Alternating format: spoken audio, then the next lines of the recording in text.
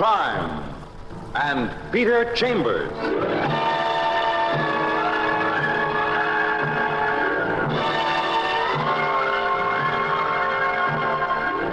Created by Henry Kane, transcribed and starring Dane Clark.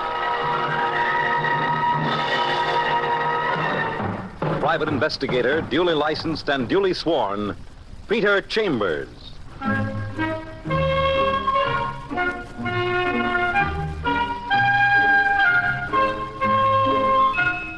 You're a private eye.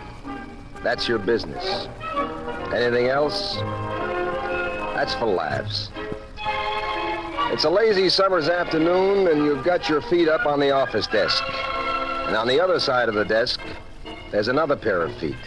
The latter belonging to the illustrious Detective Lieutenant Louis Parker, Homicide, New York City Police. Cop, gentleman, and good friend. Louis's got a day off, and he's taking a busman's holiday. He's spending it in the company of a private eye. Well, let's get out somewhere, huh, kiddo? A little sunshine or something? Even Coney Island. Yeah, I can just visualize you and me in the tunnel of love. Oh, clever. All right, kidding aside, Pete. Now, we ain't going to spend the afternoon locked in your office talking shop, are we? No, we ain't. If I can wangle it, we're going to be seated in a deluxe box at the racetrack, screaming at the oat burners. Great, fine. What do you mean, if you can wangle it? Did you ever hear of Rhonda Duffy? Rhonda. You mean the lady that owns Gray Dancer? Yeah. Supposed to be the best 3-year-old in America? That's the one I mean. Certainly I've heard of her, sure. Well, she's due here any minute with Jackie Johnson, her jockey. Her horse is running today, ain't he? At Belmont? That he is. Hey, what are you doing with these society swells? Well, huh? I tell you, look. Come in. Ah, Miss Duffy. How are you, Jackie? Hi, Pete. And a pleasant good afternoon to you, Mr. Chambers. Mrs. Rhonda Duffy, Miss Jackie Johnson. This is Lieutenant Louis Parker, best policeman in the whole city. How do you do? How do you do? Mr. Chambers, I don't know what Jackie here wants to see you about, but I do know it's personal. Well, I was just Oh, leaving. no, please, Lieutenant. As a matter of fact, I was intending to invite Mr. Chambers to the track today. Oh. My horse is running. Oh, thank you. And I should love to include you, Lieutenant. Well... Unless you have something else. No, I don't have a thing. I'd very much like to go. Good, then suppose you and I leave now, Lieutenant. My car's downstairs. Jackie and Mr. Chambers can join us later, after they transact whatever business they have to transact. That's okay by me, Mrs. Duffy. Oh, come along, then. And don't keep him too long, Mr. Chambers. He's riding today. I'll get him there on time. Then I'll see you later on. You know my box number. Yes, Mrs. Duffy, I do. Bye, then. Bye, Mrs. Duffy. Okay, Jackie. Where's the tight squeeze? Meaning? Meaning that when a guy wants to see a private eye, there's a tight squeeze somewhere. Pete, you know Ralphie Butcher? Ralphie Butcher. Hey, there can't be a tighter squeeze. What's between you and Ralphie? $40,000. Wow. And, you're overdue? Yeah. Ralphie Butcher, the toughest loan shark in the city, and you're overbought to him for $40,000. How come, Jackie? When you play horses, Mr. Chambers, and I play horses, you hit a bad streak sometimes, see? And, brother, I really hit a bad one. I began to borrow and double up, and all of a sudden... All of a sudden, you're way down deep in the hole, huh? Yeah, 40 G's worth. Last night he told me, get it up. Get it up today or else. And what can I do for you, Jackie? Well, I want you to call him. Can you do that for me? Sure, I can call him. Only what do you want me to tell him? To lay off me today, that's all. Just lay off me today. Tonight I'll pay him. I'll pay him in full. Well, I think that can be arranged. Now, let me see now. Ralphie Butcher, Oregon, 426.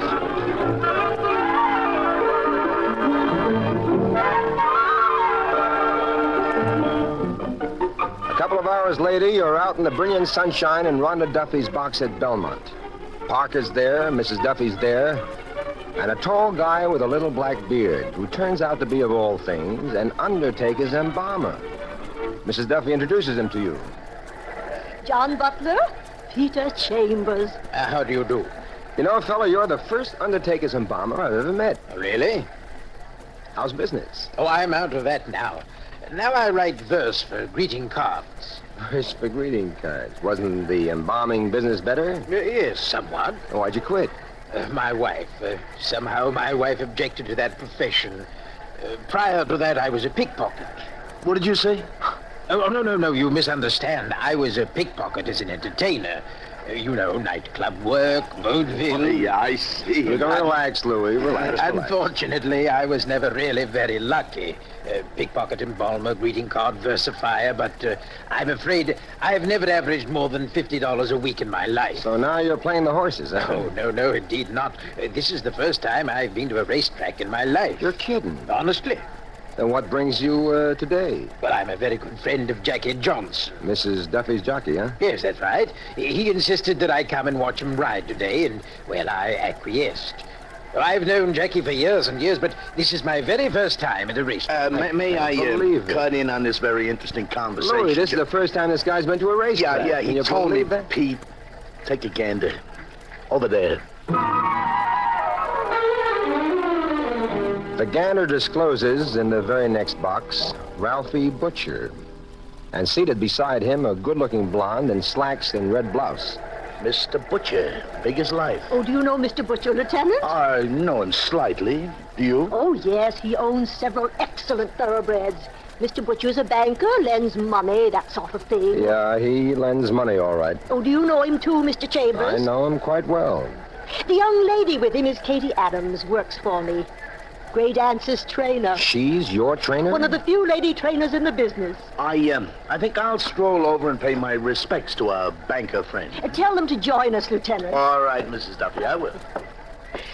The next race is ours, Mr. Chambers. I'm awfully excited. Oh. See, I can't even open my bag for a cigarette. Look out for Oh! Look, Easy does it, Mrs. Duffy. All you did was drop your bag. Oh, but everything is scattered all over the place. Well, just relax. Old Petey's the best picker-up in the business. Oh, this is such a... Hey, what's this? A switchblade knife. Oh! How incongruous can we get? A society lady with a switch knife in her purse. Oh, it isn't as bad as it looks, Mr. Chambers. The knife belongs to my trainer, Katie Adams. She comes from the West where these things are legal. She found it in her trunk today and turned it over to me, and I shall bring it to a police precinct when we get out of here. Excuse me. Where are you going, Mr. Butler?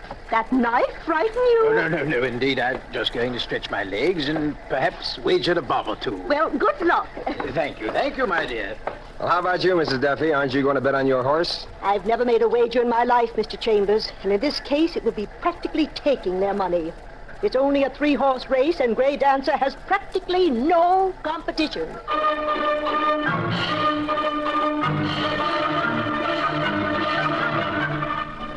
Parker appears with Butcher and Katie Adams, and then John Butler comes back, and it's a real happy party. And pretty soon, the horses dance out on the track.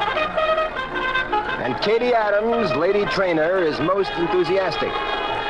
Look at the gorgeous horse, that old Gray Dancer. Look at Jackie sitting on him just like they were born for each other. And look at the prices on the tote board, which is just as it should be. Gray Dancer, 1 to 5. Tammy K, 40 to 1, and Pamela Ace, 99 to 1. This one's a walkover, that's what it is. Practically a walkover.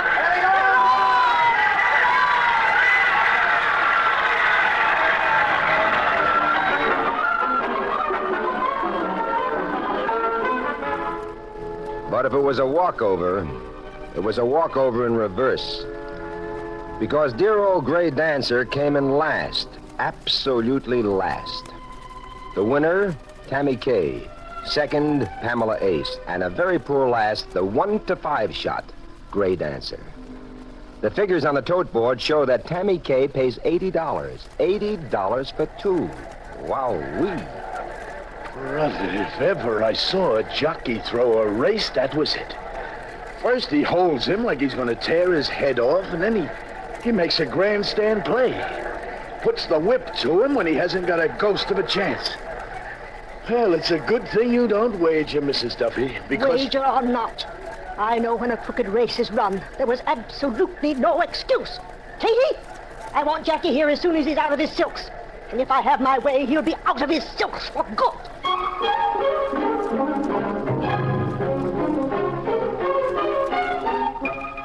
20 minutes later, Jackie's out of his working clothes and in Mrs. Duffy's box, and he's giving off with more double talk than a stuttering ventriloquist dummy with amnesia. Look, I just wouldn't run, Mrs. Duffy, that's all. I'm only a jockey, not a magician. Mrs. Duffy, I broke him last like I always do. You know he's no front runner. But when I come to make my move, he wouldn't move. You held him. You wouldn't get in his head. It was obvious to everyone, and there must be 40,000 people here. Look, Mrs. Duffy, right now there's another race, and there's a horse in it I'd like to bet on, so I'm going to make my bet. Then I'll be back here, and we'll discuss it further. And if you want to bring charges against me, it's okay with me. I'll be glad to leave it up to the stewards. But right now, I'm going to make my bet.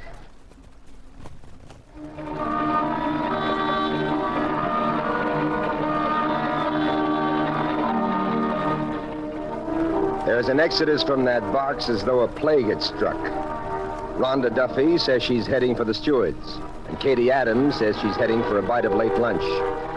The rest of them, including Parker, are heading for the seller's windows to do what you're supposed to do at a racetrack, bet on horses. There are 15 horses in the next race, so you do the old tic-tac-toe and you make a selection yourself. The crowd is tremendous. You push and you get pushed. And then you see another type of crowd, an excited ring of people. And when you get there, Parker's already there, stooped over a body. And the body's that of Jackie Johnson. He was in that crowd at the $50 window, and suddenly he dropped. Somebody stuck a knife into him. You helped carry him to the clubhouse, and there it's definitely established. He's dead. And he was murdered. And now you and Parker are working at your trade. The knife in his back is a switch knife that was in Mrs. Duffy's bag, no question, which limits our suspects to the people who had been in that box. Parker herds them all into the clubhouse and grills them. And the last one is Katie Adams. Now, look, Katie, you knew Jackie pretty well. What kind of a guy was he? A no good guy? Enemies? Plenty. Friends? I'd say he had only one real friend. That Mr. Butler. You met him, John Butler. I'd say Butler was the only guy Jackie ever really trusted. All right, Katie, thank you. You can go outside with the rest of them. Yeah. Pete, what do you think? Well, the only ones who could have managed it were the ones who could have gotten to that knife. Mrs. Duffy, Butcher, Butler, and Katie. And we haven't got a thing on any one of them that could hold them. Well, let's give it a run through. Mrs. Duffy? Well, doesn't figure for a motive. She doesn't seem to be the kind of a person who would kill a guy just because he lost a horse race. What about Butcher? Well, it's like I told you, Louis. Jackie owed him 40 G's. There wasn't going to be any pressure until tonight. Jackie promised to pay by then. The guy'd be crazy to kill him when he's been promised the money by tonight. John Butler? According to them, he was his only friend. What reason would he have to stick a knife into him? And Katie Adams? No motive that I can see. Strictly a business acquaintance. Trainer of horses. Can't hold one of them. Haven't got a thing on any of them. Anything else I can do here, Louis? Thanks, Pete. Not a thing. Look, you've got work to do here. I'll meet you in the paddock when you're through. Huh? Yeah, okay. And outside, the first guy that buttonholes you is John Butler. Any developments, Mr. Chambers? No, not a one. I think I'd better call home. Oh? My wife hasn't been feeling well lately, and I promised her... My word. What's the matter? I seem to be out of change. Well, here's some coins. Thank you. Thank you very much. My pleasure.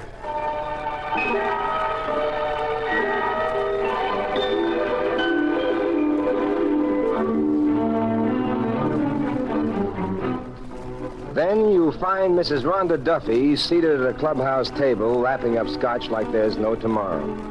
Parker comes out and joins you, and you order a round of drinks for everybody. Parker mashes a hand across his face, and he sighs. Oh, this one's a real humdinger. That it is. What happened to Katie? She's out at the stables, Lieutenant. She's been very much affected by all of this. Why is she special? Well, it was her knife. In some complex manner, she blames herself for what happened. Maybe it ain't so complex at that. I don't understand, Lieutenant. Well, look, Mrs. Duffy, we've got a limited number of suspects. The weakest one in the chain is your Katie Adams. But why? Well, let's put it this way. The two weakest links were you and Katie. But I checked with the stewards, and you were with them at the time of the killing. That eliminates you. Thank you, Lieutenant. Now, wait a minute. No offense is meant, Mrs. Duffy. Lieutenant Parker is just working at his job. Of course he is. I'm sorry, Lieutenant. It's all right.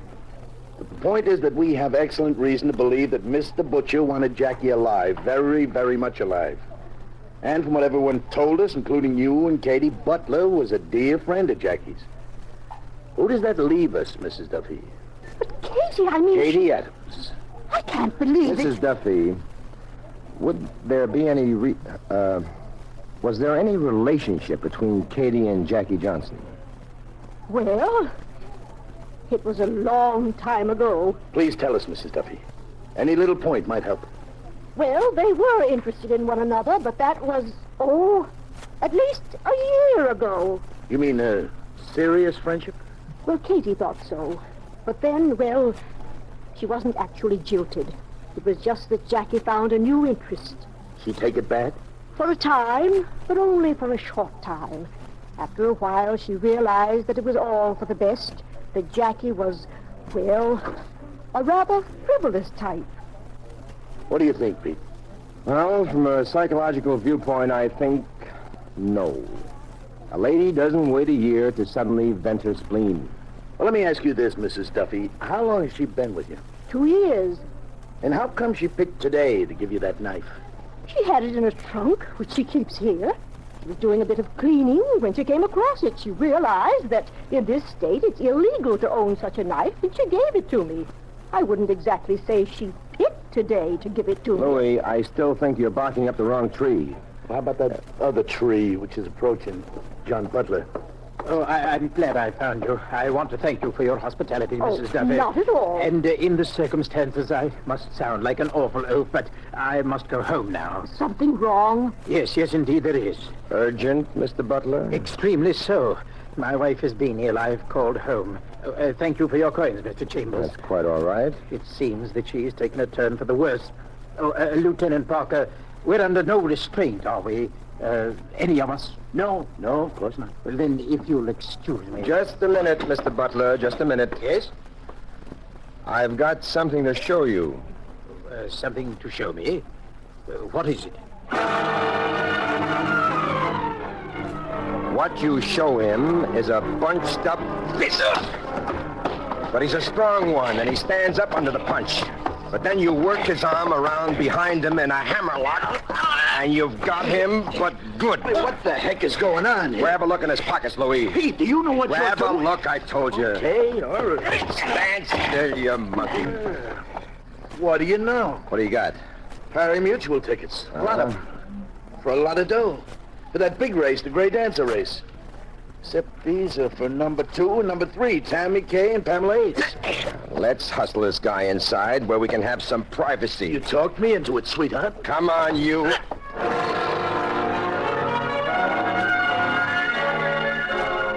Inside, further privacy is assured by Parker pointing his .38 at the crestfallen Butler, who's as limp as a rag doll in the rain. The good Mrs. Duffy's eyes bulge as you count up the mutual tickets. How much, Pete? $2,000 worth on Tammy Kay and $2,000 worth on Pamela Ace. $4,000 worth. Yeah. You know, this monkey never saw $4,000 in one lump in his whole life. Well, one set is useless, the set on Pamela Ace. But the batch on Tammy Kay, that horse paid 40 to 1, and he holds $2,000 worth of tickets. Representing in sum $80,000. Can you explain any of this, Mr. You Chambers? betcha, Mrs. Duffy. And you, Butler, correct me if I go astray. Unbelievable. Utterly fantastic. We start with Jackie Johnson, who needed a pile of money and who needed it tonight. But why? He got tangled up with a certain banker by the name of Butcher, otherwise known as a loan shark. I knew he was in trouble when he wanted to see you, but I didn't know what his trouble was. Little Jackie dreamed himself up a Lulu, a 3-horse race with 2 tremendous long shots, and he's riding the cinch favorite. Oh, it's beginning to come to me. Jackie trusted this John Butler. He got together $4,000 and he talked Butler into coming to the racetrack for the first time in his life. And he pumped him full of instructions. Meaning that Butler was to bet $2,000 on each of the other horses in the race. And Jackie holds back on the Gray Dancer. Huh? And any way you look at it, he's got to win a fortune. Only little Jackie didn't figure on human nature. John Butler suddenly stopped running to form. Yeah, happens with horses and with people. It's my guess, Mrs. Duffy, that the idea came to him when he saw that knife fall out of your handbag. Oh, Is that correct, Mr. Butler? Yes. Yes, that's correct. You mean it came to him that with Jackie out of the way, he had $80,000 in his kick, and nobody could say it wasn't his? and those pari-mutuel tickets are as good as cash? He used to be a pickpocket for entertainment. And this time he did it for real. He clipped a knife out of Mrs. Duffy's bag the first opportunity he had, and in that crowd at the seller's window, he shoved it into Jackie's ribs. But how? I mean, how did you know? He gave himself away. What? He wanted to get away from there, Louis. He was afraid the investigation might go a step further. He might be searched, and he had those tickets on his person. Yeah. So, he figured out a reasonable method. As it happens, his reasoning turned out to be a trap. I don't quite understand, Mr. Chambers. He went off to telephone his wife, and he came back with the story that she was ill and that he had to go home, all very rational, all very normal, except for one great big hitch. Hitch? He couldn't have spoken to his wife or anybody else at his home. But why not? He was unfamiliar with racetracks. That's where he trapped himself. Oh, come on, I get to the point, Petey. There are no public telephones at the racetrack. That's the point. Oh, but of course not. Nice work, pal. He couldn't have called his wife, and he couldn't have spoken to her. When he broached the subject, I gave him some coins, and I waited. He was either going to clear himself or hang himself. And he hanged himself. You can bet on that, Mrs. Duffy. And that won't be a wager.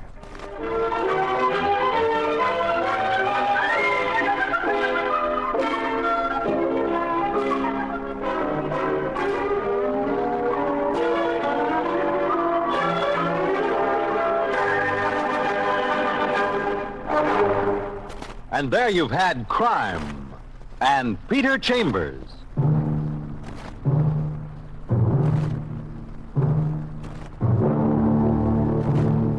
Dane Clark was starred as Peter Chambers. Crime and Peter Chambers transcribed was created and written by Henry Kane.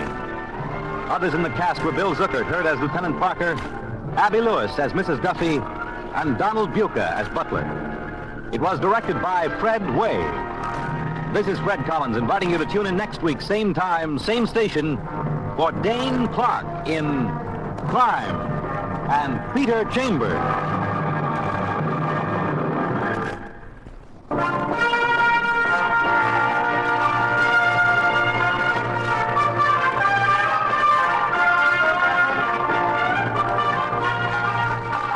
Crime and Peter Chambers has come to you through the worldwide facilities of the United States Armed Forces Radio and Television Service.